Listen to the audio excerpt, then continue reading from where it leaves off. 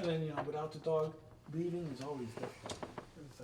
My life, before I got a service dog, was that just for me to go out and do things, I always had to have, an aide, a friend.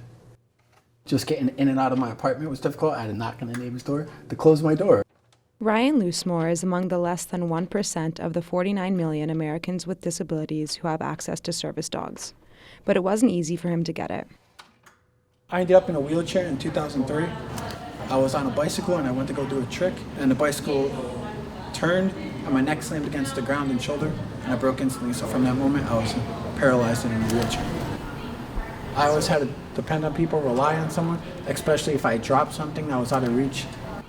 I've been hoping to get a service dog and wanted to get a service dog since the day I broke my neck at the age of 16, but I never really knew on how to go about it. Every path that I took to get a service dog, you had to either pay or they weren't as trained or qualified. People with disabilities, these people that really need dogs, are a population that has, significantly less access to those dogs. So they estimate the cost at $50,000 a dog. So that, if you think about it, includes the breeding, the training, all the socialization, the raising, the food, the care of the animal, the housing of the animal. People that need the dogs often aren't in a position to say, okay, I'll pay a few $1,000s for this dog. We're not employed at, the rate that the able-bodied and neurotypical folks are employed. And then there's the matter of insurance. Insurance does not cover service dogs. Service dog programs that might be able to help with a fully trained service animal. Some are free and do the dog for donation, but those ones are rare. They are incredibly difficult to get into. The wait lists are years long. Canine Companions for Independence is the oldest and largest of these programs in the United States. In 2019, they had about 5,000 applicants, but they could only match 300 with dogs. Come here, Prescott. There's so many people that are in the application process for CCI and just only so many dogs. Ryan is a great example. He's been waiting 2 years for a dog. 2 years just to be matched with a dog, just for them to invite me to team training. And that 2 years seems so long. Canine Companions has a 2-week training course. It's called Team Training, where at that point the dogs are fully trained. They're ready to become service dogs. We then have to train the people that have applied for a dog how to utilize their new assistance dogs.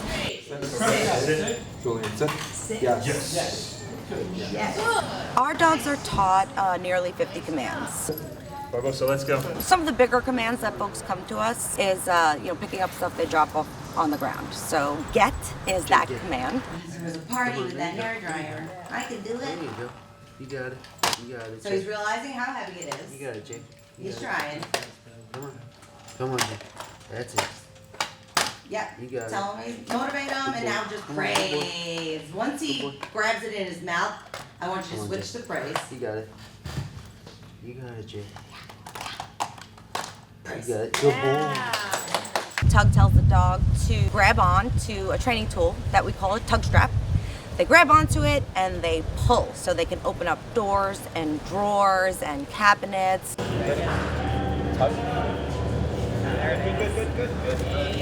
Yes! With the hopes of Prescott in my life and my service dog, he's going to assist me in getting out of my building, so I'll be able to go places by myself. I'll be able to go through stores and actually grab items. He'll be able to take out my wallet.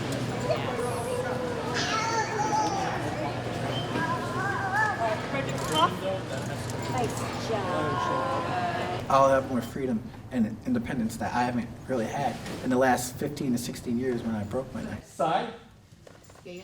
Good. Good boy. That's it.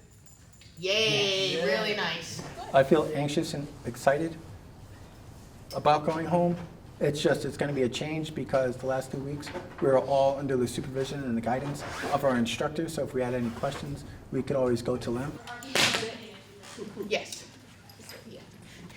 Barbosa, get. That's it. There you go. That's it. That's it. He's trying, you're right. Get a big He's trying to figure it out. There you go. There you go. You got it. Oh! Once we go home, it's going to be a different setting. It's going to be real, A month after receiving Prescott, Ryan has fully incorporated him into his day-to-day life. Prescott? No. Oh, wait. Jacob. I would say that Prescott has changed my life, you know, definitely for the good. By making me happier, giving me more independence, you know, bringing up my confidence. I could definitely say, you know, I've noticed a difference. You know, I have more freedom. If I drop something, if I go into a store, the dog can pick it up, can put it on my lap, can retrieve it, could fetch it. Hold. Give. Good boy. I could open the door as long as, you know, there's a tassel tied to it. He could open the door, I'd be able to close it. That's it, boy. Yep. Yes, that's it. Tug. That's it. Hold. Tug. Hold. Pull. Come on. That's it. You got it. Pull. Pull. Pull. I've been waiting for this for like 5 years, talking about it nonstop. It's like chasing a dream, right? And the thing is, you're just chasing it. You're not supposed to catch it. You're just chasing it. And that's how it was with getting a service dog. I was chasing it, you know? Kept believing, kept believing, kept believing.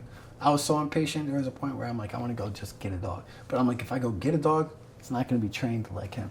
And these dogs are one of a kind. Like, even though I had to wait all these years or whatnot, 2 years, 3 years, it's like, it was totally worth the wait. Anything that's mine, he likes to lay on for some reason. Good boy.